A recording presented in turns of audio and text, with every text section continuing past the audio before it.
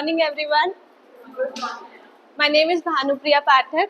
I am a psychology student and currently a teacher in this school. ठीक है? Today we'll study, understand the concepts about mental hygiene. मुझे बड़ा अच्छा लगता है जब मुझे साइकोलॉजी के कंसेप्ट्स लोगों को बताने का मौका मिलता है, एक वेरियस पॉपुलेशन में इस चीज़ को देने का मौका मिलता है, बिकॉज हमारे पास साइकोलॉजिकल नॉलेज बहुत कम है. ये बात हम सब मानते हैं, है हमारे पास psychological knowledge. I am very happy कि मुझे इतनी अच्छी पॉपुलेशन में ये चीज़ बताने का मौका मिल रहा है, क्योंकि बचपन से अभी तक जो हम सीखते आ गए ना, अभी मैं आपको बताऊंगी कि उसका कैसे हम पर इम्पैक्ट पड़ता है. आप लोग नोट डाउन कर सकते हैं, अगर आपको कुछ कीवर्ड्स नोट करने होंगे, कुछ ऐसी चीजें आपको नोट करनी होगी जो घर जाकर आप उसे इवेल्युएट कर सकते हो. कुछ बुक्स अगर हम यहाँ पर अभी डिस्कस करेंगे, अगर मेरे मुंह से कुछ निकल गया तो आप उसे जल्दी लिख लीजिएगा, क्योंकि कुछ बुक्स होती हैं जहाँ पर हमें साइकोलॉजिकल नॉलेज बहुत मिलती है, बट हमें डायरेक्टली नहीं पता होता कि वो साइकोलॉजी की बुक्स है. ठीक है, और अभी हम थोड़ा बहुत की एरियाज टच करेंगे. किसी को भी कभी भी कोई भी क्वेश्चन होगा, फील फ्री टू आस्क. मुझे जितना आएगा मैं उतना बताने की कोशिश करूंगी, और नहीं आएगा तो मैं पढ़ के फिर आपको बता दूँ. ठीक है, थोड़ा स्टार्ट करते. मेंटल हाइजीन जो कंसेप्ट है साइकोलॉजी के अंदर आया. साइकोलॉजी एक डिसिप्लिन है. अब ये साइकोलॉजी डिसिप्लिन कहाँ से आई? किसी को पता है साइकोलॉजी डिसिप्लिन कहाँ से आई? फिजिक्स, ये सारे डिसिप्लिन कहाँ से आए? मैं यहाँ लिख सकती हूँ, यहाँ पे लिख दे. ये सारे डिसिप्लिन आए फिलॉसफी से. हमारे पास जितने भी आज कंसेप्ट्स हैं, जितने भी आज सब्जेक्ट्स हैं, ये सब फिलॉसफी से आए. साइकोलॉजी एज अ कंसेप्ट अभी जो एक बड़ा फील्ड बन चुका है वो फिलॉसफी से आया. ठीक है, psychology was a part of philosophy earlier. पहले क्या सोचते थे ना, जब हम बहुत ज्यादा डीप में अगर साइकोलॉजी की स्टडी करेंगे, जब किसी को मेंटल प्रॉब्लम होती थी, क्योंकि नॉर्मल है किसी को भी मेंटल डेविएशन हो जाती है, उन्हें ऐसा ट्रीटमेंट दिया जाता था कि आप सोच भी नहीं सकते कि ऐसा ट्रीटमेंट किसी एक इंसान को मिलता है. They were not considered a part of the society. ये मैं बाहर की बात बता रही हूँ. साइकोलॉजी पहले वेस्टर्न वर्ल्ड से आई है, ईस्टर्न में तो अभी स्टार्ट हुई है. जो हमारे पास वेद है, भगवत गीता है, जो स्क्रिप्चर्स है, वो अब स्टार्ट हुआ है. साइकोलॉजी हमारी वेस्टर्न वर्ल्ड से आई, तो ऐसा ट्रीटमेंट मिलता था उन लोगों को कि हम सोच भी नहीं सकते. दे वर पुट इनसाइड एक कमरे में, इतने गंदे से कमरे में उन्हें सबको साथ में डाल दिया जाता था. ईसीटी, इलेक्ट्रोकन्वल्सिव थेरेपी भी नहीं, उसको ईसीटी दिया जाता था. शॉक थेरेपी दी जाती थी, शॉक लगाया जाता था, और ऐसा समझा जाता था कि इस इंसान का मीन्स जो है वो एंड होने के लिए. समझे? ये पहले होता था, और अभी भी काफी हद तक ये हमारे वहाँ प्रैक्टिस होता है. एक साइकोलॉजिस्ट रहे, वो थे मेस्मर. जो वर्ड है ना मेस्मराइजिंग, उनके नाम से आया मेस्मर. मेस्मर ने इस चीज को समझा कि जो मेंटल हेल्थ है और जो साइकोलॉजिकल डेविएशंस हमारी पूरी पर्सनालिटी में आती है, उसके पीछे का रीजन समझा और लोगों को क्लीन ट्रीटमेंट देना उन्होंने स्टार्ट किया. ठीक है, उन्होंने सोचा कि हम जिस रूम में उन्हें ट्रीट करते हैं वहीं से स्टार्ट कर लेते हैं, हम अच्छा रूम बना देते हैं. आज जो कंसेप्ट आया जहाँ पर हम बच्चों के लिए अच्छी चीजें बना रहे, रूम अच्छा बना रहे, एनवायरनमेंट अच्छा बना रहे, वो क्यों बना रहे? क्योंकि यहाँ से वो कंसेप्ट भी आया है. हम ये समझ सकते हैं साइकोलॉजिकल हेल्थ के बारे में अगर बात करें. हम सभी को साइकोलॉजी की नॉलेज बहुत जरूरी है कि हम बचपन से, अभी से नहीं, अभी तो हम बहुत लेट हो गए हैं साइकोलॉजी समझने में. क्योंकि हम लेट इसलिए हो गए हैं, हर बिहेवियर के पीछे एक कॉज होता है, और कॉज मैकेनिकल है. अब मैं आपको ये कैसे समझाऊं कि कॉज मैकेनिकल है? आप समझोगे कैसे? अगर आप एक थॉट सोच रहे हो, अपने माइंड में आपके एक थॉट आया, ये मैकेनिकल थॉट है. मैकेनिकल इन द सेंस ये पीछे से कहीं से आया.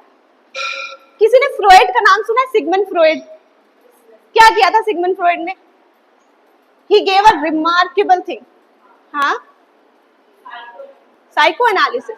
ही गेव अ रिमार्केबल थिंग. उसने साइकोलॉजी को हिला दिया. जब उसने उसका कंसेप्ट दिया 1900 में, जब उसने बात करी, उसने क्या बोला? इसको ध्यान से समझना आप. उन्होंने कहा हमारा जो स्ट्रक्चर है, माइंड का स्ट्रक्चर है, वो 3 पार्ट्स में डिवाइडेड है.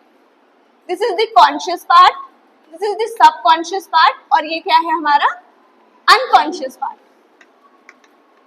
कितने पार्ट्स में डिवाइडेड है? Conscious, subconscious, unconscious. हम इवेंचुअली अपनी पर्सनालिटी का 10% भी किसी को नहीं दिखाते। हम यहाँ बैठे हैं लेकिन हम 10% से ज्यादा आज तक हमने किसी को नहीं दिखाया, क्योंकि हमें खुद भी नहीं पता हमारे अंदर कितना है।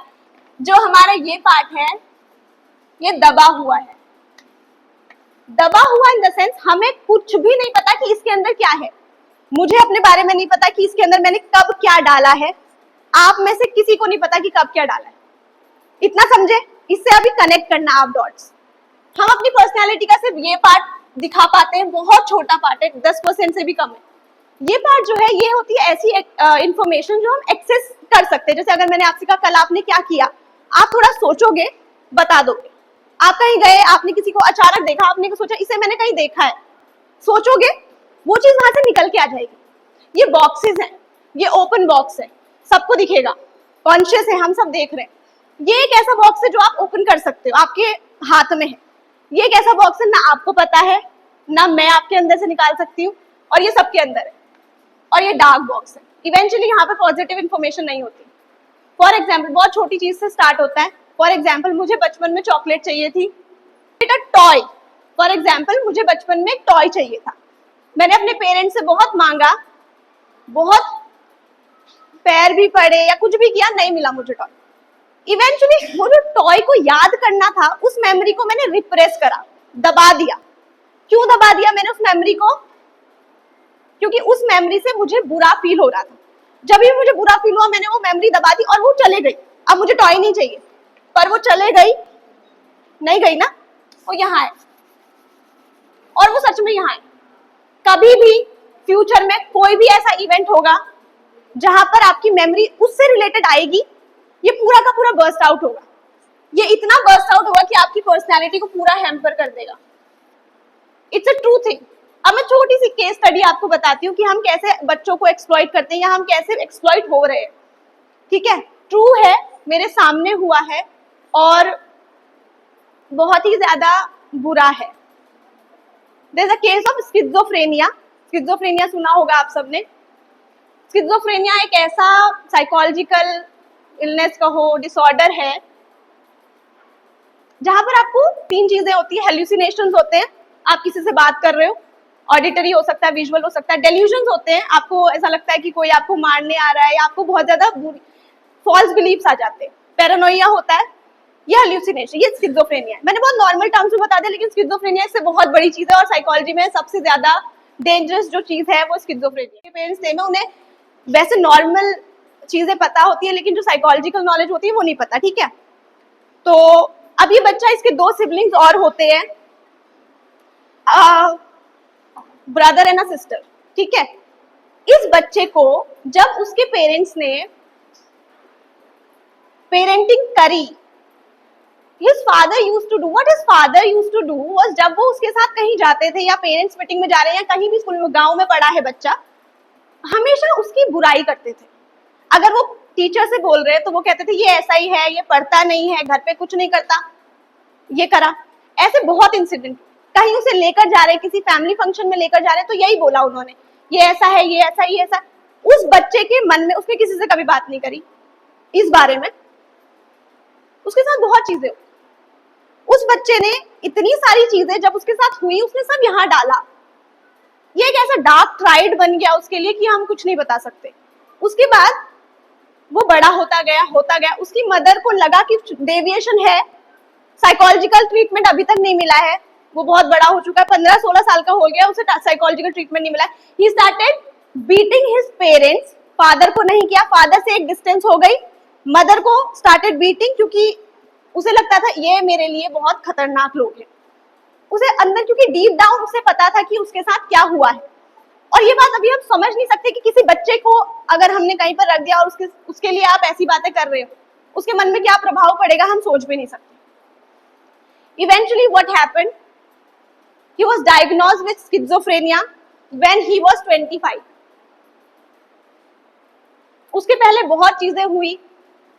उसे लगता था कि उसे कोई मारना चाहता है, और मारना कौन चाहता था?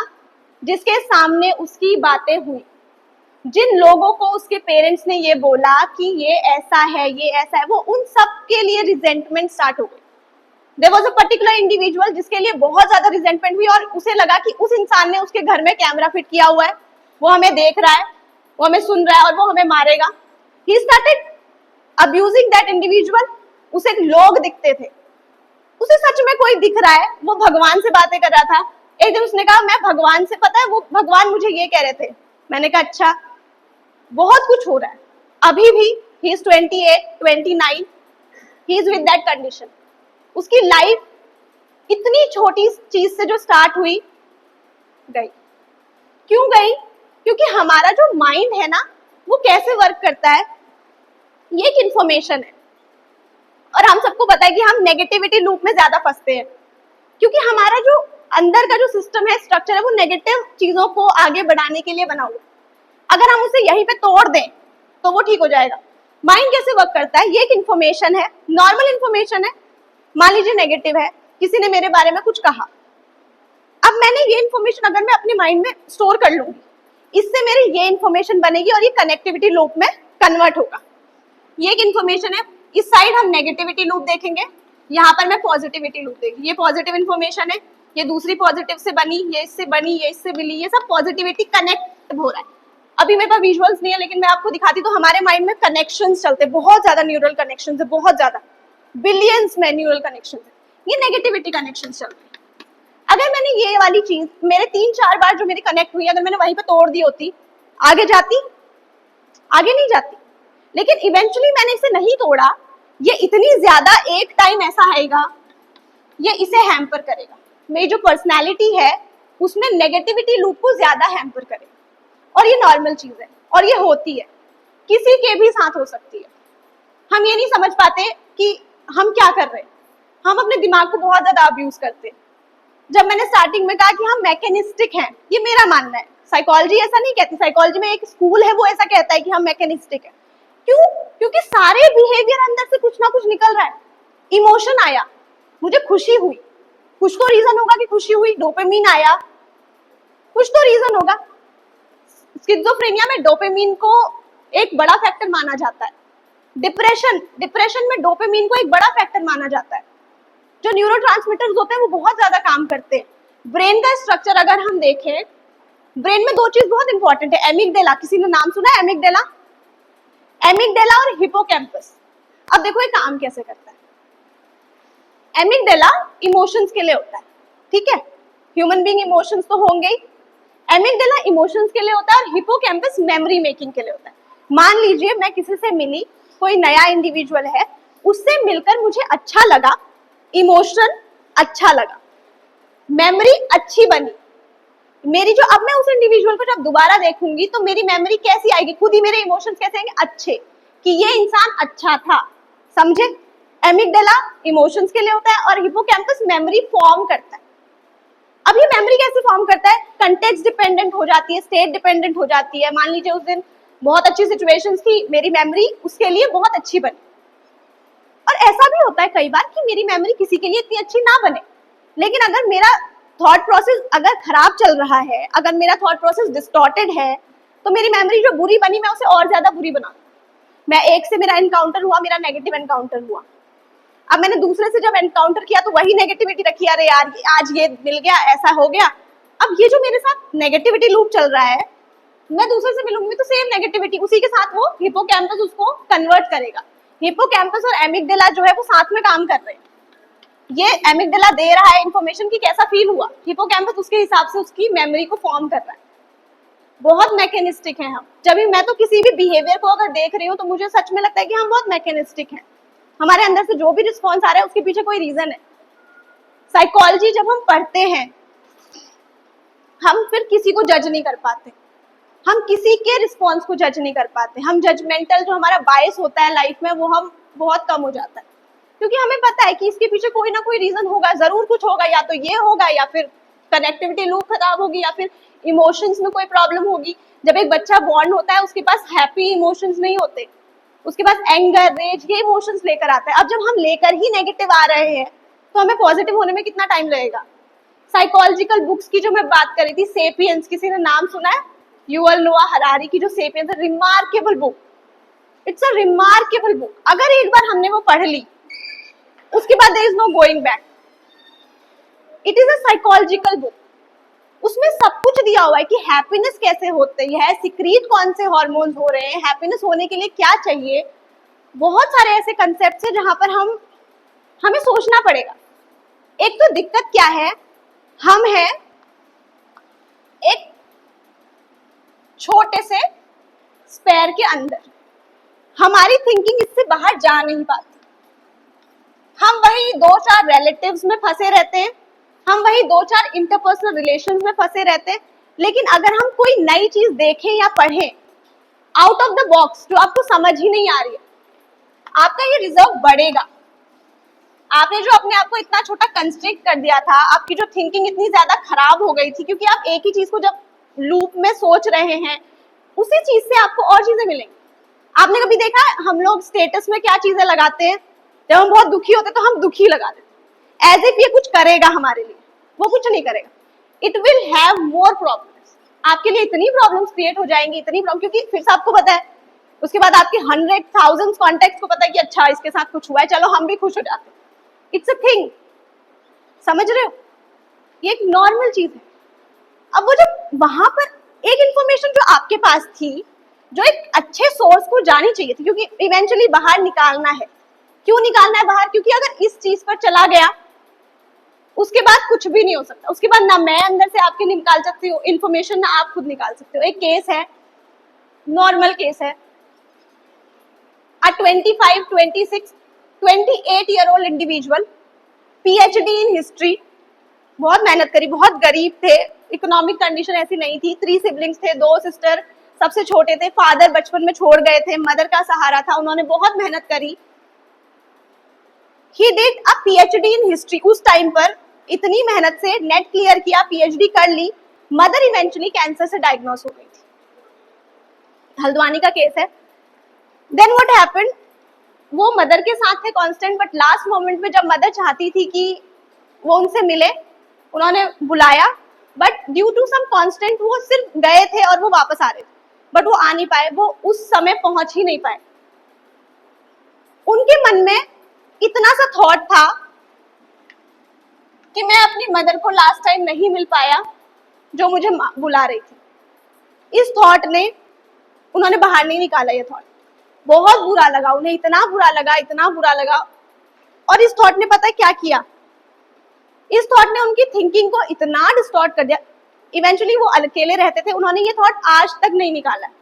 इस छोटे से थॉट ने उनकी थिंकिंग को इतना खराब कर दिया, इतना खराब कर दिया। He was diagnosed with schizophrenia, 3rd stage schizophrenia उन्हें हुआ। वो अपनी मदर से बात करते थे। He started talking to his mother. एक दिन मैं भी रूम पर गई, वो कहीं बैठे थे, और ऐसा नहीं लगता कि वो किसी से बात नहीं कर रहे, आपको लगेगा नॉर्मल कॉन्वर्सेशन हो रही है। मैं गई, मुझे लगा किसी से बात कर रहे हैं, मुझे उनकी कंडीशन पता थी। When I saw there was no one, उन्होंने मुझे भी नहीं देखा, वो बैठे हैं, वो इतनी कैजुअली अपनी मदर से बात कर रहे हैं। क्यों कर रहे हैं अपनी मदर से बात? क्योंकि जो इतना दब गया था वो कहां से निकलेगा। ही थॉट उनका रिलीजन अच्छा नहीं है, उनके रिलीजन में बर्थ रीबर्थ की जो परंपरा चल रही है वो बेकार है। He try to change into Christianity. और ऐसा नहीं है, जो लोग जिनकी थिंकिंग डिस्टॉर्ट होती है उनका माइंड वर्क नहीं करता, उनका माइंड बहुत ज्यादा काम करता है, हमसे ज्यादा काम करता है। क्यों करता है? क्योंकि इतनी बुलेट ट्रेन की तरह उनकी इन्फॉर्मेशन चलती है। वो सोचते हैं ये बेकार है, ये बेकार है, इसने ऐसा किया था। उनके दिमाग में इतनी जल्दी इन्फॉर्मेशन प्रोसेस होती है कि हम सोच भी नहीं सकते। उन्होंने सिंगल हैंडेडली अपने लिए पासपोर्ट अप्लाई किया, वो यहाँ से जाना चाहते थे क्योंकि कर सकते थे। वो क्रिश्चियनिटी अपनाना चाहते थे, वो रोड में दौड़ने लग गए। एक टाइम ऐसा आया, इतना ज्यादा खराब हो गई उनकी सिचुएशन कि he started walking on the roads eventually, क्योंकि कोई नहीं रहता था। और ऐसा नहीं आप कहोगे, जब वो पढ़ाने आते थे ही वाज वेरी गुड, लेकिन शांत हो गए थे। इसीलिए जो इन्फॉर्मेशन हम रिटेन कर रहे हैं, हमें वहीं पर उस नेगेटिविटी लूप को तोड़ देना है, और हमें ये सोचना है कि ऊपर हम अपनी इस रिजर्व को कैसे बाहर निकाल सकते हैं। मेंटल हेल्थ एक इतना बड़ा इशू बन चुका है, सब कह रहे हैं mental health, mental health, mental health. ऐसा नहीं होता। साइकोलॉजिकल नॉलेज जरूरी होती है, बचपन से जरूरी होती है, बच्चों के लिए जरूरी होती है। एक बच्चा क्या, आपका बंटी एक बुक है, इतनी प्यारी बुक है आपका बंटी, महेश्वता देवी ने आई थिंक लिखी है। जब हम आपका बंटी पढ़ेंगे आपको खुद ही रोना आ जाएगा, क्योंकि एक बच्चे की लाइफ बताई है उसमें। जब उसकी मदर जो है वो सेपरेट होती है अपने हस्बैंड से, तो उस बच्चे के दिमाग में क्या चल रहा होता है, वो कैसे परसीव करता है पूरे एनवायरनमेंट को, वो कैसे ढलता है। इवेंचुअली लास्ट में तो अगर कोई प्यार से उसे पढ़े तो लास्ट तक तो आपका ब्रेकडाउन हो जाता है, क्योंकि इमोशंस इवेंचुअली इमोशंस का गेम है, थिंकिंग का गेम है। लेकिन थोड़ी बहुत साइकोलॉजिकल नॉलेज अगर आप अक्यूमुलेट करें, ये देखें कि ब्रेन स्ट्रक्चर कैसे काम करता है। एमिगडाला और हिप्पोकैम्पस का ही काम है ज्यादातर, और भी है, वो मूवमेंट में हेल्प करते हैं, अलग अलग चीजें करते हैं, बट जो चीजें हमारी एमिगडाला और हिप्पोकैम्पस करता है वो हमारे साथ बाद तक रहती है। जो मैंने एक बात कही थी कि अगर आपके दिमाग में कुछ चीज बन गई, वो बन गई। फिर क्यों? क्योंकि कंसेप्ट है स्कीमा। स्कीमा सुना है किसी ने? स्कीमा, एक होता है स्कीमा, एक होता है ह्यूरिस्टिक्स, और एक होता है स्कीमेटिक प्रोसेसिंग। ठीक है, मैं यहाँ रहती हूँ इंडिया में, हल्द्वानी में हूँ। कोई इंसान है जो बाहर रहता है, उसके लिए ब्लू कलर कुछ और होगा, मेरे लिए ब्लू कलर कुछ और है। बहुत बड़ी चीज है। उसके लिए किसी एक पर्टिकुलर चीज का कंसेप्ट कुछ और होगा, मेरे लिए अलग है। उनके वहां डॉग को कैट कहते होंगे, मेरे लिए डॉग को डॉग कहते हैं। समझ रहे हो आप? बचपन में मेरे स्कीमा फॉर्म कैसे हुए? मैं एक फैमिली में रहती हूँ, उस फैमिली के कल्चर मेरे पास आएंगे, उस फैमिली की चीजें मेरे पास आएंगी इवेंचुअली, क्योंकि मैं बच्ची हूँ, मुझे पता नहीं। हम एक क्लीन स्लेट है, जॉन लॉक कहते हैं, तबूला रासा सुना होगा। तबूला रासा का मतलब है हम क्लीन स्लेट है। सेपियंस में ये बात कही है, सेपियंस जो बुक है इसमें ये बात कही है कि ह्यूमन बीइंग ऐसे इंडिविजुअल्स होते हैं, क्योंकि ह्यूमन बेबीज जब बॉर्न होते हैं वो डिपेंडेंट होते हैं, और बेबीज चलने लग जाते हैं। अगर हम एनिमल्स की बात करें तो वो अपना काम फिर भी खुद कर रहे हैं, लेकिन ह्यूमंस नहीं कर सकते, क्योंकि वो क्लीन स्लेट होते हैं। इस पे कंट्रोवर्सी हुई है साइकोलॉजी में, हम ये नहीं कह सकते क्लीन होती है या कुछ लेकर आते हैं, वो अलग बात। तो स्कीमा कैसे बने? फॉर एग्जाम्पल, मैंने बचपन में देखा कि एक कैट है, मैंने उसे कुछ भी नहीं बोला पहले, लेकिन मेरी फैमिली ने बोला कैट है, तो मैंने देखा 4 पैर की है, ऐसी दिखती है, कैट है। डॉग आया, मैंने उसे कैट कह दिया, मुझे करेक्ट किया गया, तो मैंने कहा ठीक है ये डॉग होता है, इसके भी 4 पैर है पर ये डॉग है। डॉग की कोई वेराइटी आई तो मैंने कहा ये क्या है, तो फिर मुझे पता चला ये डॉग है लेकिन उसकी वेराइटी है, प्रोटोटाइप एंड कंसेप्ट्स बोलते हैं। मैंने ये बना लिया अपने दिमाग में, मेरे बन गए, अभी भी बन गए। मैं दिन चॉकलेट वो वाली अच्छी, तो ये बनते, हम सब अलग हैं, इसीलिए ऐसी अलग अलग प्रोसेसिंग हो रही है। इसको बोलते हैं स्कीमेटिक प्रोसेसिंग। मैंने किसी इंडिविजुअल के बारे में मैंने नहीं सोचा, मुझे किसी ने बोला वो ऐसा है, मैंने बना लिया वो ऐसा ही है, बना लिया, ठीक है। मैं मिली भी नहीं, मुझे कोई इन्फॉर्मेशन नहीं पता वो ऐसा है। अब मैं अगर उससे मिली, मैं उसे बिना जज करे देख पाऊंगी? मैं जज करूंगी ना, अच्छा इसने कहा था वो ऐसा है, मैं उसे उसी लेंस से देखूंगी, नॉर्मल बात है। हम अगर ऐसा करेंगे, अब ये इन्फॉर्मेशन मेरे यहीं पर है, अब ये इन्फॉर्मेशन क्या करेगी, ये ऐसे कनेक्ट करेगी चीजों को। अच्छा ये ऐसा था तभी इसने ऐसा किया होगा, ये ऐसा था इसलिए इसने ये कहा होगा, ये तो ऐसा ही है, इंडिविजुअल ऐसा था भी नहीं, बन गया ऐसा, इतने से थॉट ने बना दिया। सच में होता है, नॉर्मल चीज है। जब हम साइकोलॉजी पढ़ते हैं ना, जब हमें पता लग जाता है, छोटी छोटी चीजें पता लग जाती है, बड़ी हंसी आती है किसी के बिहेवियर को देखकर। बच्चे नहीं करते, बच्चे चीजें छुपाते हैं, आपको तो पता ही है इवेंचुअली बच्चे छुपा रहे हैं। बहुत हंसी आती है कभी कभी कि ऐसा लगता है ठीक है, क्योंकि डीप डाउन आपको पता है कि क्यों हो रही है चीजें, सब यहीं पर अटका हुआ है।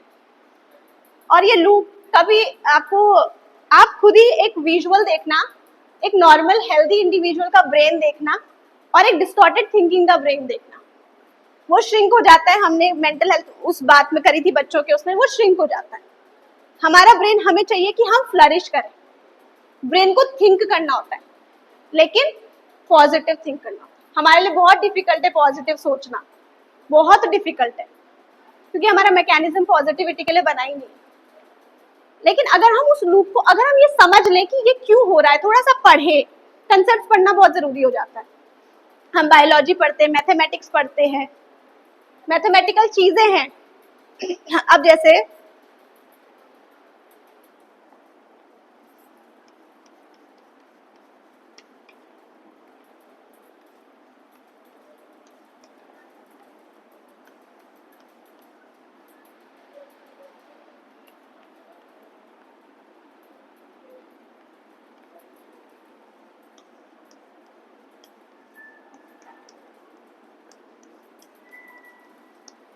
ये एक फॉर्मूला है, समझ सकते हो आप ये किसका फॉर्मूला होगा? ये इतना बड़ा फॉर्मूला जो क्लार्क हल ने दिया, पता है, ये ड्राइव रिडक्शन का फॉर्मूला है। इतना बड़ा जो उन्होंने फॉर्मूला दे दिया, ये सिर्फ ये बताता है कि जब हमें भूख लगती है तो हम क्या करते हैं, बस ये बताता है कि अगर हम खाना खाएंगे तो ये होगा, नहीं खाएंगे तो नेगेटिव हो जाएगा। आप समझ रहे हो मैकेनिस्टिक कैसे हुए हम? ये जो फॉर्मूला, इतनी ब्यूटीफुल चीजें हमको मिल जाती है, ये एक फॉर्मूला, इतना बड़ा फॉर्मूला जो हमें मिला, ये ड्राइव रिडक्शन का है। ड्राइव रिडक्शन ये कहता है कि हम होम्योस्टेसिस में रहना चाहते हैं, भले ही हम ये थिंकिंग टर्म्स में हो या फिर हम हमारा जो भी बॉडी इंटरनल डेविएशन आ जाते हैं उसको हम कैसे नॉर्मलाइज करते हैं। मुझे भूख लगी, एक छोटा सा इंटरनल डेविएशन है, मुझे भूख लगे तो मुझे पानी चाहिए ही चाहिए। आप बायोलॉजी पढ़ लो, फिजिक्स पढ़ लो, मैथमेटिक्स पढ़ लो, किसी ने हिस्ट्री पढ़ी थी, कुछ काम नहीं आती जब मेंटल डेविएशन हो जाते हैं। अपने माइंड का ख्याल रखना इतना इंपॉर्टेंट है, उसके आगे मैं ये कह ही नहीं सकती कि हमारे पास कुछ और होगा। इतनी सारी केस स्टडीज हैं। अब एक चीज देखिए, सोशल साइकोलॉजी, अगर आप साइकोलॉजी स्टार्ट ही करते हैं तो आप सोशल साइकोलॉजी से कर सकते हैं। बहुत सारी चीजें हैं सोशल साइकोलॉजी बताती है। जो अब एक एक्सपेरिमेंट हुआ, स्टैनफोर्ड एक्सपेरिमेंट, किसी ने सुना है? जिम्बार्डो का था। उसमें ये बताया कि हम कैसे रोल्स को अज्यूम करते हैं। हम टीचर्स हैं, वाइस प्रिंसिपल है, डायरेक्टर हैं, स्टूडेंट है। उसमें क्या हुआ, एक गार्ड लिए, उन्होंने ये दिखाना था कि जो गार्ड्स होते हैं और जो प्रिजनर्स होते हैं वो अपना बिहेवियर कैसे करते हैं। नॉर्मल ह्यूमन बींग्स लिए, 23 नॉर्मल ह्यूमन बींग्स लिए, आधे गार्ड्स बना दिए, आधे प्रिजनर्स बना दिए। नॉर्मल थे, एजुकेटेड थे। हुआ क्या, गार्ड्स को ये लगा, क्योंकि वो गार्ड्स थे, उन्होंने गार्ड्स को देखा था कि वो मारते हैं, असॉल्ट करते हैं। They started assaulting the prisoners, और प्रिजनर्स असॉल्ट लेने लगे। ठीक है, प्रिजनर्स ने असॉल्ट लिया और गार्ड्स असॉल्ट करते थे। इस स्टडी को 6 दिन में बंद कर दिया गया। इस स्टडी के बाद एथिकल गाइडलाइंस आई हमारी लाइफ में। हम अपने स्कीमास के थ्रू रोल्स को कैसे अज्यूम करते हैं। आप मुझे एक दिन के लिए, आप मुझे चीफ मिनिस्टर बना दीजिए, मैं उसी हिसाब से आपको ट्रीट करने लग जाऊंगी। आप मुझे एक दिन के लिए गार्ड बना दीजिए, मैं बच्चों को उसी हिसाब से मारने लग जाऊंगी। मैंने जो देखा होगा मैं उस हिसाब से करने लग जाऊंगी। मुझे इसके लिए कोई ट्रेनिंग भी नहीं चाहिए होगी, मुझे इसके लिए किसी ने कुछ नहीं बोला होगा, बट मेरे दिमाग में जो होगा मैं वो करने लग जाऊंगी। यही हुआ, स्टडी को 6 दिन में बंद कर दिया गया। एथिकल गाइडलाइंस आई, क्योंकि स्टडी से जो इंसान थे, जो प्रिजनर्स थे जिनको बनाया गया था, उन्हें बहुत ज्यादा साइकोलॉजिकल टॉर्चर बहुत ज्यादा फील हो गया था। खत्म, रोल्स हम लेते हैं और बहुत ज्यादा खतरनाक तरीके से लेते हैं। स्टूडेंट्स के लिए एक स्टडी हुई सोशल साइकोलॉजी में, जेन इलियट की थी, brown eyes blue eyes study. Normal बच्चे थे, 2 ग्रुप में डिवाइड कर दिया। जिसकी ब्लू आइज थी उनको एक ग्रुप में रख दिया, जिसकी ब्राउन आइज थी एक ग्रुप में रख दिया। समझ आ रहा है? जल्दी तो नहीं हो रहा? ब्लू आइज को एक ग्रुप में रख दिया, ब्राउन आइज को एक में रख दिया। पहले वो नॉर्मली पढ़ रहे थे, इवेंचुअली एक में रख दिया, एक में रख दिया। अब एक पहले दिन ये कहा कि जो ब्लू आइज के बच्चे वो सुपीरियर हैं, तो बच्चों ने वो रोल अज्यूम कर लिया। They started abusing the brown eyes. उनके लिए उन्होंने क्या किया, बायसनेस स्टार्ट हो गई। बच्चों को कुछ नहीं पता था, बट वो खुद ही करा उन्होंने। सुपीरियर है तो हम पहले हैंड वॉश करेंगे, हम पहले लंच खाएंगे, आप कहीं और खाओ। अगले दिन ब्राउन आइज को सुपीरियर कर दिया, और ये देखा कि ब्राउन आइज ने ये चीज रोकी नहीं, उसने वही चीज स्टार्ट कर। क्योंकि रोल्स अज्यूम करने में हम बहुत ज्यादा, हमें सब आता है, क्योंकि ये खराब है, बहुत ज्यादा खराब है। हम बहुत असॉल्ट कर रहे हैं अपने माइंड को। जब मैं कभी देखती हूँ कि अब तो थोड़ा बहुत जो साइकोलॉजिकल नॉलेज है वो, क्योंकि हमने ऐसे नहीं पढ़ा ना कि ये चीज है। अगर आप अभी साइकोलॉजी स्टार्ट करोगे विदाउट अ सिलेबस तो आप कुछ भी पढ़ोगे, लेकिन अगर जो साइकोलॉजी का बच्चा है वो ये पढ़ेगा कि पहले साइकोलॉजी क्या है, फिर उसके बाद इमोशन क्या होते हैं, छोटे छोटे लेवल से पढ़ेगा। मोटिवेशन क्या होता है, मोटिवेशन कैसे आता है, उसके बाद कॉन्शियसनेस क्या होता है, स्लीप क्या होता है, सब पढ़ते। तो हमने वैसे पढ़ा। हमने ये पढ़ा कि बिहेवियर कैसे डाइवर्ट होता है, थिंकिंग कैसे बनती है, लेकिन अगर अभी आप पढ़ोगे तो अभी आप उतना रिलेट नहीं कर पाओगे, क्योंकि हमने वो चीज पढ़ ली, अब वो एक सम स्कीमा बन गए, सब कुछ हो गया। अब वो जब हम किसी को देखते तो एकदम ऐसे इवेल्युएट हो जाता है। बहुत सारी चीजें होती है। हाँ, क्लीन स्कीमास, हाँ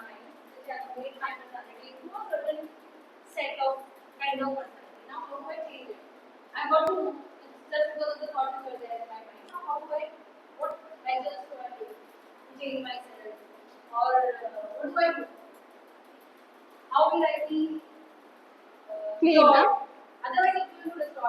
डिस्टॉर्ट होगा। हाँ, दिक्कत क्या है ना, अगर स्कीमा बन चुके हैं, ह्यूरिस्टिक्स बन चुके हैं, इवेंचुअली हम वही करेंगे। और दिक्कत तब ज्यादा आती है जब जिसके, अभी तो हम नॉर्मल इंडिविजुअल है, हम ठीक है, हम इतने ज्यादा खराब हुए नहीं है। जिसकी थिंकिंग पूरी खराब है वो सोच नहीं सकता। अगर हमें अभी स्टेज पर आपको ये समझ में आ रहा है कि मेरे स्कीमास खराब हो गए या मेरी थिंकिंग डिस्टॉर्ट हो गई, तो आप स्टार्ट, लेकिन आप ही कर सकते हो, मैं नहीं कर सकती। आप लोगों से डिस्कशन कर सकते हो कि उस दिन ये हुआ था, मुझे थोड़ा बुरा लगा, निकाल दो बातें। अनकॉन्शियस में कुछ रखना ही नहीं है, कुछ नहीं, मतलब वैसे तो चली गई है चीजें, मेरे भी है, आपके भी होंगी, उसे निकालना बहुत मुश्किल है, अब नहीं निकल सकती। लेकिन अभी भी अगर, जैसे अब अगर आपको पता चल गया कि ये चीज है, मुझे दिक्कत हो सकती है, उसे पहले ही निकाल, क्योंकि जब आप अपने अंदर जो चीज रखते हो ना, वो डार्क हो जाती है। डार्क क्यों होती है? अगर मान लीजिए कुछ नहीं हुआ, मेरा रिसेंटली एक जॉब इंटरव्यू बहुत खराब गया। जॉब इंटरव्यू नहीं था, एक पोजीशन का इंटरव्यू था, खराब भी नहीं हुआ, अच्छा हुआ, but they asked me, 2 alternative रख दिए उन्होंने मेरे सामने कि इधर ये करो ये करो। मैंने कहा नहीं, वही करना है। मैं घर आई, मैं रोई, बहुत रोई। उस दिन मेरी रात इतनी खराब हुई, मैं उस दिन रात को सोई ही नहीं, पहली बार हुआ था। अगले दिन सुबह 6 बजे अपनी मैम के वहां चले गई, मैंने कहा ये हुआ है, मुझे ठीक करो। जब आपकी बातों को आप अपने अंदर रखते हो, आप नेगेटिव ज्यादा रखते हो, आपको कोई पर्सपेक्टिव नहीं पता होता। जब आप अपनी बातों को बाहर निकाल के रख देते हो ना लोगों के सामने, अच्छे लोगों के सामने, वो उसे ये बताते कि बहुत नॉर्मल है। माय टीचर सेड बहुत नॉर्मल है, अभी तुम्हें आता ही क्या है। पहले उन्होंने कहा बेवकूफ, मैंने कहा ठीक है, हाँ हूँ, थोड़ी सी हूँ। उन्होंने फिर कहा कि बहुत नॉर्मल चीजें हैं, हम सबके साथ होता है। क्योंकि मैं बहुत नई थी, मुझे नहीं पता था, तो उन्होंने जब वो निकाल के रखी, मैंने कहा हाँ ये तो बहुत नॉर्मल होगी, मैंने उसे वैसे परसीव किया। अभी जिस स्टेज पर हम हैं, हम बुक्स पढ़ सकते हैं, लेकिन बुक्स को अब हम जो पढ़ेंगे वो रेशनल तरीके से, लॉजिकल तरीके से पढ़ेंगे कि ये मुझे कैसे अफेक्ट है। सबसे पहले हमें अब क्या करना है, उसके पीछे हम क्या कर सकते हैं, हमारे साथ कुछ भी हो, क्लीन आउटलुक रखना है। क्लीन इन द सेंस, पहले ही उसको जज नहीं करना है, किसी भी इंसान को पहले जज नहीं करना है, क्योंकि स्कीमास बने हुए हैं ना, तभी जज नहीं करना है, क्योंकि आपके एक्सपीरियंसेस अलग हो सकते हैं, दूसरे के अलग थे, आपको कुछ भी कह दिया उसने, आपने अगर वो रख लिया, आप कहोगे हाँ ये ऐसा ऐसा, अच्छा ऐसा हुआ था, खराब, सब खराब। क्लीन आउटलुक से चीजें देखना चाहिए। कहीं पर लगे कि नेगेटिविटी बायस आ रहा है, नेगेटिव लूप्स बन रहे हैं, वहीं पे तोड़ दो और उसे एक्नॉलेज कर लो। किसी के बारे में बुरा लग रहा है तो सीधे डायरेक्ट बात करो। हम पता नहीं क्यों कॉम्प्लेक्स ह्यूमन बींग्स क्यों हैं, हम क्यों इतनी कॉम्प्लेक्स करते चीजें। अगर मुझे ए से बी तक कोई बात पहुंचानी है, तो मैं क्यों नहीं बी से कह देती हूँ कि आपका ये बिहेवियर मुझे नहीं अच्छा लगा। क्यों मैं उसके बीच में ये कहती हूँ कि इसने ऐसा कहा, इसे ऐसा लगेगा, इसको ऐसा लगेगा। मैं सी को क्यों बता रही हूँ, मुझे बी के बारे में बुरा लगा ना, मुझे उससे प्रॉब्लम है, सीधे बता दो। क्यों घुमा के इतनी बड़ी ट्रेन बने? सबसे बड़ी प्रॉब्लम है, सोसाइटी की सबसे बड़ी प्रॉब्लम यही है। क्योंकि जो अभी हमने सेपियंस की बात करी, उसमें सेपियन में एक हरारी कहते हैं कि एक गॉसिप थ्योरी होती है। हम लोग जो इवॉल्व हुए, हमारा कम्युनिकेशन जो बना वो गॉसिप से बना, क्योंकि हम गॉसिप, एक ह्यूमन बीइंग है तो ये नॉर्मल चीज है, गॉसिप थ्योरी से हमारा कम्युनिकेशन डेवलप हुआ है। बट मुझे आज तक समझ नहीं आया क्यों हम नॉर्मल बात क्यों नहीं करते। When I see in any of the places जहां पर बात सीधे होनी चाहिए थी, कम्युनिकेशन शुड हैव बीन, वो क्लियर होना चाहिए था, बट वो हुआ नहीं। उस क्लियर ना होने से वो जो मेंटल सेट था ना, वो खराब हो गया। मेरा भी खराब हुआ, उस इंडिविजुअल का भी हुआ जिसके लिए था। हमें पता ही नहीं है हमारे बीच में क्या लाइन ड्रॉ हुई है, बट उसने मेरे लिए नेगेटिविटी रखा, मैंने रखा, हमने तीसरे इंडिविजुअल को बताया, उस तीसरे ने चौथे को बताया, ऐसे फैला, पूरा सिस्टम ही खराब। और हमें लास्ट में ये भी नहीं पता चलेगा कि उससे प्रॉब्लम क्या थी। हम सीधी बात करनी चाहिए। जहां पर थिंकिंग में डिस्टॉर्शन आ रहा है उसे काट कर। ये सीखना बहुत जरूरी है कि थिंकिंग डिस्टॉर्शन, जब भी मैं पहली क्लास लेती हूँ मैं सबसे पहले बच्चों को यही बताती हूँ कि थिंकिंग डिस्टॉर्शन कैसे होती है और क्यों होती है। इतना समझ में आया कि थिंकिंग डिस्टॉर्शन हो क्यों रही है ना, क्योंकि सीधी बात तो हो ही नहीं रही, दिमाग में लूप्स बन रहे, और ये लूप्स, आधे लूप्स जो है ये आपके अच्छे माइंड को हैम्पर करेंगे, एक ना एक दिन सब खराब हो जाएगा। बहुत सारी चीजें हैं, बहुत सारे केसेस हैं, बट बहुत अपर लेवल के। तो जो साइको एनालिसिस जो आया, एक रिमार्केबल चीज थी। साइकोलॉजी में कभी भी ऐसा हुआ नहीं था कि किसी इंसान ने ऐसा कहा हो, बट सिगमंड फ्रॉइड का जो था बहुत कुछ दिया, उसके अलावा भी दिया। उसके अलावा मैं एक बात और कहना चाहती हूँ, जो हमारा ईगो का कंसेप्ट है ना, ईगो का, ईगो कुछ नहीं होता, ईगो एक अच्छी चीज है। ये ईगो है, ये इड होता है, और एक होता है सुपर ईगो। हमारे स्ट्रक्चर में तीन चीजें होती हैं, एक होता है id, ego, super ego. Id बच्चों में होता है, बच्चों में मतलब प्लेजर प्रिंसिपल का काम करता है। अगर बच्चे को कुछ नहीं, ये इमोरल होता है, इड बहुत ज्यादा इमोरल होता है। ईगो जो है बैलेंस आउट करता है। सुपर ईगो बहुत ज्यादा अच्छा है, बहुत अच्छा भी नहीं होना है, जिस सिचुएशन में अच्छा नहीं, इतना अच्छा नहीं होना तो उस सिचुएशन में क्यों अच्छा बन रहे हो। ईगो बैलेंस आउट करता है पर्सनालिटी को। बच्चे कहीं भी रोने लग जाते हैं, उन्हें कुछ भी चाहिए, उन्हें नहीं समझ में आता कि नॉर्मल चीजें क्या है।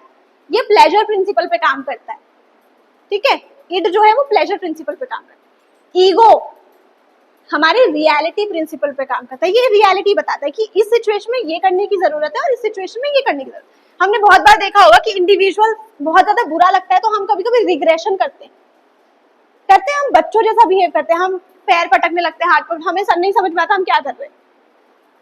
ये हमारा रिग्रेशन होता है। ईगो अच्छी चीज है, इसका मतलब हम क्यों ईगो कहते हैं, हम कहते हैं ये ईगो दिखा रहे हैं, इनका ईगो चल रहा है, ऐसा नहीं होता। हमने कंसेप्ट ही अलग बनाए, ईगो का कंसेप्ट स्कीमा में बैठ गया ना, ईगो का कंसेप्ट स्कीमा में बना दिया कि इसका ईगो बहुत ज्यादा है। ईगो तो कुछ है ही नहीं, ईगो तो नॉर्मलाइज करता है। किसी सिचुएशन में कई बार पर्स पड़ा है, एक अगर आपको पैसों की जरूरत है, एक माइंड कहेगा, ईड कहेगा ले ले, सुपर ईगो कहेगा मत ले, ईगो कहेगा एक काम करते हैं, उस इंडिविजुअल को दे देते हैं और उससे पैसे मांग लेते हैं। बना दिया ना, एक ब्रिज बना दिया, बैलेंस आउट कर दिया। यही करता है ईगो, आपकी सिचुएशंस को नॉर्मलाइज करने का काम ईगो करता है। हम सबके अंदर इड है, ईगो है और सुपर ईगो है। कैसे पता चलेगा कि हमको क्या करना है? और इससे आती है एंजाइटी। एंजाइटी जो शब्द है, सिगमंड फ्रॉइड, डिफेंस मैकेनिज्म जो वर्ड है, सिगमंड फ्रॉइड बहुत काम किया सिगमंड फ्रॉइड ने। ड्रीम एनालिसिस, सिगमंड फ्रॉइड ने आपके ड्रीम्स को एनालाइज किया। सिगमंड फ्रॉइड क्या कहते थे ना, उन्होंने कहा कि जो इन्फॉर्मेशन है वो तो हमारे अंदर चली गई है, अब कॉन्शियस में भी है, वो निकलती कैसे? निकलती है सबके अंदर। कैसे निकलती है? स्लीप, ड्रीम्स के थ्रू निकलती है थोड़ी बहुत इन्फॉर्मेशन। स्लिप ऑफ टंग, हम कभी कभी बहुत ज्यादा सिचुएशन कुछ भी कह देते हैं, हम कहते हैं अरे ये तो ऐसी है, अच्छा आ गई तुम, ऐसे करके नहीं कहते हम, वो यहाँ से निकल रहा होता है, आपने यहाँ से नहीं निकाला उसे, यहाँ से निकल गया, फिर आप कहते हैं अरे गलती से निकल गया, क्योंकि आपके अंदर थी। गलती से कैसे निकल गई? थी ना अंदर, इंफॉर्मेशन तो थी, यहाँ थी, निकल गई। सिगमंड फ्रॉइड ने ड्रीम एनालिसिस किया, सिगमंड फ्रॉइड ने फ्री एसोसिएशन किया। सिगमंड फ्रॉइड ने कहा, किसी भी इंडिविजुअल को लिया, उन्होंने कहा मैं अगर एक वर्ड बोलूंगा आपको उससे रिलेटेड वर्ड जल्दी जल्दी बोलना है, क्योंकि जब आप नहीं सोचते हो तब आप वो बोलते हो जो आपके अंदर बहुत ज्यादा दबा हुआ होता है। बहुत काम किया इसका, इनका वर्क पढ़ लो, आपको इतना पता चल जाएगा कि इनके वर्क से कि क्या हुआ, एंजाइटी कैसे डेवलप हुई। ये बात कर रहे थे हम, एंजाइटी ऐसे डेवलप हुई। तीन कंसेप्ट है, इड, ईगो, सुपर ईगो। अब अगर इड में ज्यादा डेविएशंस आएंगी तो आपको एंजाइटी होगी, एक अलग तरीके की एंजाइटी। ईगो के पास बहुत प्रॉब्लम्स आएगी तो रियलिस्टिक एंजाइटी होगी जिसे आप क्योर करोगे। सुपर ईगो में आएगी तो मॉरलिस्टिक एंजाइटी होगी, आपको लगेगा मुझे ऐसा ही करना चाहिए था, काश मैं वो पर्स उसे दे देता, या कुछ कुछ चीजें होती है, एंजाइटी डेवलप होती है। नॉर्मल है एंजाइटी होती है, एंजाइटी वर्ड भी हमने नेगेटिव डाल दिया, एंजाइटी बहुत नॉर्मल चीज है। निकलेगी कैसे? डिफेंस मैकेनिज्म के थ्रू, ठीक है। सिगमंड फ्रॉइड ने क्या दिया? कॉन्शियस, सबकॉन्शियस, अनकॉन्शियस, उसके बाद ईडीगो, सुपर ईगो, एंजाइटी का कंसेप्ट बताया, निकलेगी कैसे, डिफेंस मैकेनिज्म के थ्रू। नॉर्मल है, हम क्या करते हैं, मुझे बहुत गुस्सा आया है, मेरे सामने कोई भी आया, मैंने उस पर अपनी सारी चीजें गुस्सा निकाल दिया, निकल गया ना, इसे कहते हैं डिस्प्लेसमेंट, प्रोजेक्शन, मैंने दूसरे पे निकाल दिया। अब मुझसे कोई छोटा, मेरी मम्मी है, मैं घर गई, मुझे बहुत गुस्सा है, मैंने सारा मम्मी पे डाल दिया। करते हैं ऐसा, हम अपने से नीचे सबऑर्डिनेट को दे देते हैं, सब खत्म। सब्लिमेशन, मुझे कोई फोन चाहिए, मेरे अंदर एंजाइटी हो गई, मेरे पास ये फोन नहीं है, उसके पास है, मैं कहूंगी वैसे भी इतना अच्छा था नहीं, मैं अपने थॉट्स को नॉर्मलाइज करती हूँ, वैसे भी इतना अच्छा था नहीं, इतना महंगा है और उसका कैमरा भी सही नहीं है, खत्म। सब्लिमेट तो करा, नॉर्मलाइज तो किया थॉट्स को, हम यही करते, रोज करते। आज मेरे साथ कुछ हो जाएगा, मैं उसे फिर कहूंगी, क्या पता मैं उसे गुस्से के उसमें निकाल दूं, या फिर मैं सब्लिमेट कर दूं, प्रोजेक्ट कर दूं किसी पर, रिएक्शन फॉर्मेशन कर दूं। रिएक्शन फॉर्मेशन करने का मतलब है, अगर मान लीजिए कोई करप्शन करता है, उसके अंदर तो पता है ना, उसे एंजाइटी तो है कि करप्शन कर रहे हैं वो, उसका ऑपोजिट रिएक्शन बना लेते हैं। अच्छा नहीं होता करप्शन करना, ये कह देते हैं वो। डीप डाउन उन्हें पता है कि वो क्या कर रहे हैं, लेकिन अपने थॉट्स को भी तो पॉजिटिव रखना है। अगर वो ये मान लेंगे कि हम करप्ट हैं, थॉट्स तो गए, उसे उन्होंने रिएक्शन फॉर्म करके ऐसा कहते हैं, नहीं अच्छा नहीं होता। समझ आ रहा है? यही हम करते हैं। मैं सच में चाहती हूँ आप आपका बंटी पढ़े, अच्छी बुक है, बहुत प्यारी सी है। सेपियंस स्टार्ट कर सकते हैं, बट सेपियंस बहुत बड़ी बुक है और वो हिस्ट्री मतलब सब बताता है कि हम कैसे आए, इवॉल्व हुए, कॉग्निटिव रेवोल्यूशन, एग्रीकल्चर रेवोल्यूशन, क्या क्या हुआ, स्टोन एज, सब कुछ उसमें बताता है। लेकिन उसका सेपियंस को आपको खाना है, आपको डाइजेस्ट करना है। कुछ होती है ना, some books are to be tested, ऐसा वाला जो होता है, उसे आपको डाइजेस्ट करना है, तो उसे बहुत टाइम लगता है सेपियंस पढ़ने में। हाँ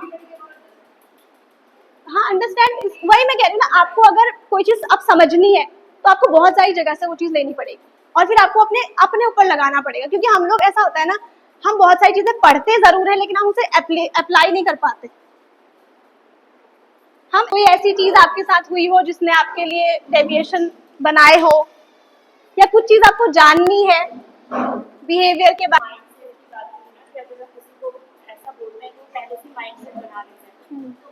फाइन कि हम क्लासेस को एक सेम क्लास को सेपरेटली पढ़ा रहे हैं कि ये वीक पोर्शन है और ये अच्छा पोर्शन है। हमें वो कंसेप्ट बचपन से बता दिया कि हम वीक है, ये वीक होता है, ये वीक। वो गाइडलाइन कौन सेट करता है?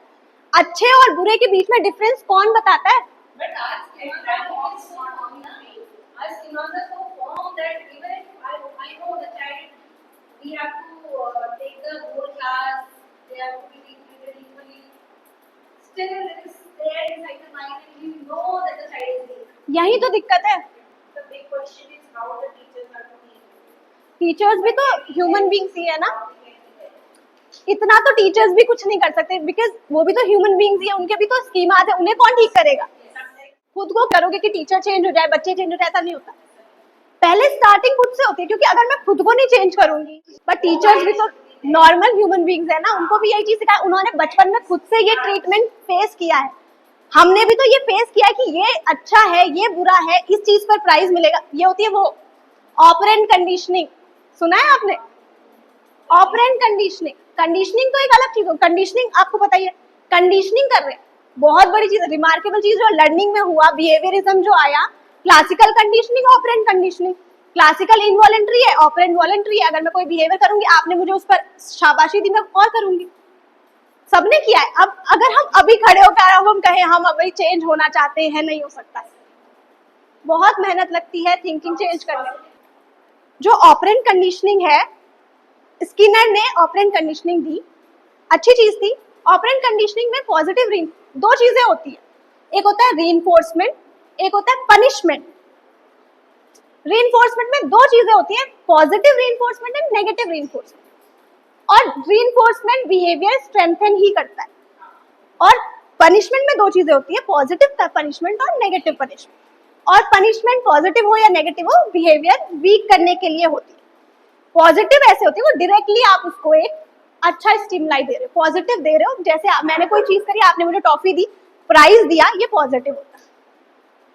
मुझे सर में दर्द है, मुझे इस सर के दर्द को ठीक करना है, तो मैं एक पेन किलर लूंगी, वो नेगेटिव रिइंफोर्समेंट।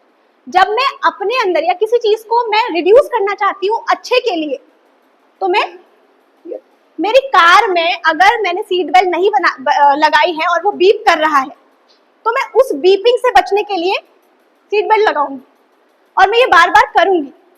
ठीक है, ये होता है आपका नेगेटिव रिइंफोर्समेंट। और आपकी पॉजिटिव पनिशमेंट होती है जब आप सीधे थप्पड़ मार दो या मार पीट के बच्चों को ठीक कर लो। नेगेटिव होता है जब आप उससे वो चीज ले लो जो उसका बहुत प्यारा चीज है, जैसे फोन हो गया आजकल, कोई ड्रेस हो गई, ये चीजें होती है, नेगेटिव पनिशमेंट होती है।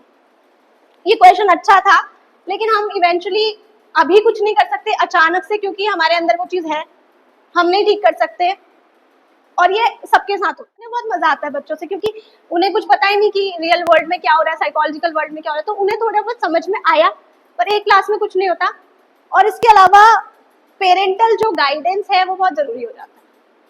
इवेंचुअली पहले के पेरेंट्स इतने पढ़े लिखे नहीं थे। देयर इज अ केस, मुझे बहुत बुरा लगता है जब पेरेंट्स की वजह से कोई चीज हो जाती है ना, क्योंकि उन्हें खुद भी नहीं पता कि वो बच्चों के साथ क्या कर रहे हैं। एक केस था जहां पर अभी there is an individual, he is 22 और 23 years old.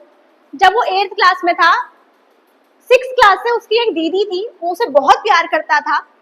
She was diagnose with cancer. बहुत मेहनत करी उस फैमिली ने, इतनी मेहनत करी उस अपने बच्चे को बचाने के लिए। मदर का फादर का इन्फ्लुएंस ज्यादा था नहीं, father was very strict kind of an individual, अभी भी वैसे, तो इमोशनल बॉन्ड कभी नहीं बना पाए। मदर का था, सिस्टर से था उस बच्चे का। मदर तो शी लेफ्ट फॉर सिस्टर के लिए, वो चली गई, बार बार उन्हें हॉस्पिटल विजिट करना चाहिए, तो 2-3 साल ये सब चला। इवेंचुअली जब सिस्टर ठीक होगी तो उस बच्चा इतना अकेला हो गया, इतनी राइप एज में, इतनी कच्ची उम्र में वो इतना अकेला हो गया था, सब कुछ अकेले करता था। इवेंचुअली सिस्टर कुडंट सर्वाइव, बहुत सब कुछ ट्रीटमेंट सब सही चला, पर नहीं हुआ। वो लड़का ये कहता है कि मैं आज तक अपनी सिस्टर के लिए रोया नहीं। When he said, आज तक नहीं रोया। मैंने कहा क्यों नहीं रोए? उसने कहा अगर मैं रोता तो मेरी मम्मी को कौन देखता, क्योंकि मदर के पास भी कोई इमोशनल सपोर्ट था नहीं, फादर इमोशनल सपोर्ट नहीं प्रोवाइड कर पाए। बहुत प्रॉब्लम्स हैं। अब वो आज तक नहीं रोया है, इसका मतलब कभी तो कुछ होगा, प्रॉब्लम्स होंगी। बच्चों के लिए दिक्कत ये हो जाती है कि पेरेंट्स नहीं समझ पाते। पेरेंट्स यही नहीं समझ पाते कि आज बच्चा चिल्ला क्यों रहा है। अगर वो चिल्ला रहा है तो कुछ तो रीजन होगा, अगर वो चुप है तो कुछ रीजन होगा। पेरेंटल गाइडेंस थोड़ा सा ये है कि पेरेंट्स नहीं समझ पाते, बट क्या कर सकते हैं। Thank you.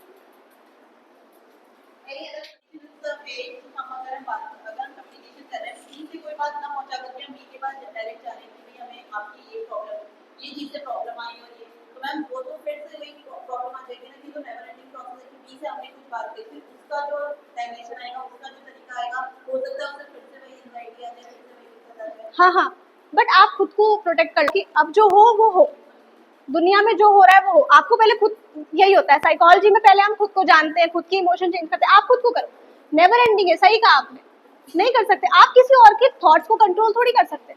हम यही तो करते हैं, हम किसी के थॉट्स को कंट्रोल करना चाहते हैं, हम दूसरे को सुधारना चाहते हैं, ऐसा नहीं होता। खुद के लिए प्रोटेक्टिव लाइन बना लीजिए, अपना माइंड क्लीन करो, बाकी जो हो।